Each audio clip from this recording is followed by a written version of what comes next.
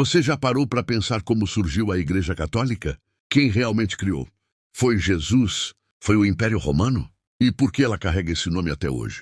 A história que você vai ouvir agora atravessa mais de 2000 anos. Envolve fé, perseguição, poder e muita controvérsia. Tudo começa com Jesus Cristo.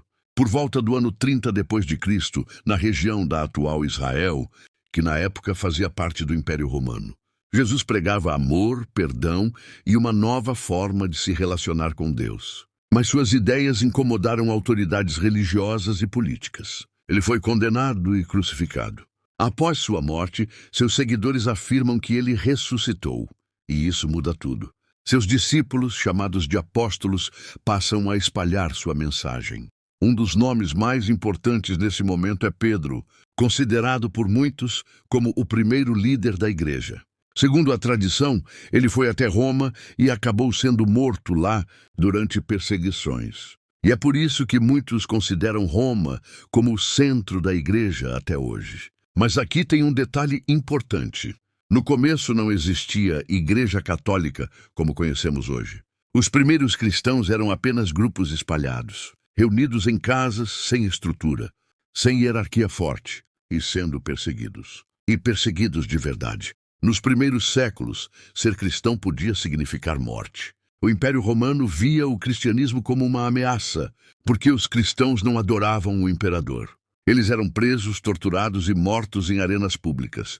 Mesmo assim, o cristianismo só crescia, e isso chama a atenção. Agora vem uma parte que pouca gente entende. O termo católica não existia desde o início. Ele vem do grego katolikos, que significa universal.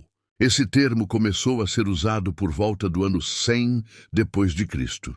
A ideia era diferenciar a igreja verdadeira, que seguia os ensinamentos dos apóstolos, de outros grupos que estavam surgindo com interpretações diferentes. Ou seja, Igreja Católica significava a Igreja Universal para todos. Agora, presta atenção porque aqui acontece uma virada gigantesca na história.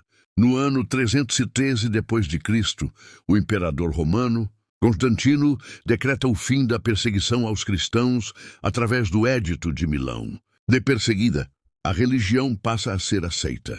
E mais do que isso, com o tempo, o cristianismo passa a ser favorecido pelo próprio Império Romano.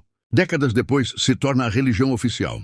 E isso muda completamente o jogo. A igreja começa a crescer não só espiritualmente, mas também politicamente. Ela passa a ter influência, riqueza, poder. Bispos ganham destaque. E o bispo de Roma, que depois será chamado de Papa, ganha cada vez mais autoridade. Chegamos então na Idade Média. E aqui a Igreja Católica atinge o auge do seu poder. Ela não era só uma religião. Era a instituição mais poderosa da Europa. Reis precisavam da aprovação da Igreja. Leis eram influenciadas por ela. E até guerras tinham relação com decisões religiosas. A Igreja controlava o conhecimento. A maioria da população não sabia ler, e a Bíblia não era acessível como hoje. Mas junto com o poder, começam os problemas. Práticas começam a ser criticadas. Uma delas era a venda de indulgências. Basicamente, pessoas pagavam acreditando que isso diminuiria punições pelos seus pecados. Isso gerou revolta. E é aqui que surge um dos maiores conflitos da história da Igreja. No ano de 1517, um monge chamado Martinho Lutero decide se posicionar. Ele critica várias práticas da Igreja e propõe mudanças. Ele escreve suas famosas 95 teses e espalha suas ideias. Isso dá início à Reforma Protestante. O cristianismo se divide.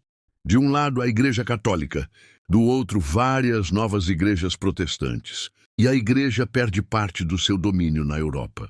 Como resposta, ela cria a chamada Contra-Reforma, tentando corrigir erros e reafirmar sua autoridade. Mesmo assim, o mundo cristão nunca mais seria o mesmo. Com o passar dos séculos, a Igreja continua existindo, influente, mas enfrentando novos desafios. Revoluções, mudanças culturais, avanço da ciência e também críticas internas e externas. Hoje, a Igreja Católica continua sendo a maior instituição cristã do mundo. Com mais de 1 bilhão de fiéis, ela está presente em praticamente todos os países. Tem influência religiosa, cultural e até política. mas também enfrenta questionamentos, debates e a necessidade de se adaptar aos tempos modernos. No fim das contas, a Igreja Católica não é apenas uma religião. Ela é uma das instituições mais antigas e influentes da história da humanidade. E entender sua história é entender grande parte da história do mundo. Agora, eu quero saber a sua opinião. Você acha que a Igreja ajudou mais ou prejudicou ao longo da história?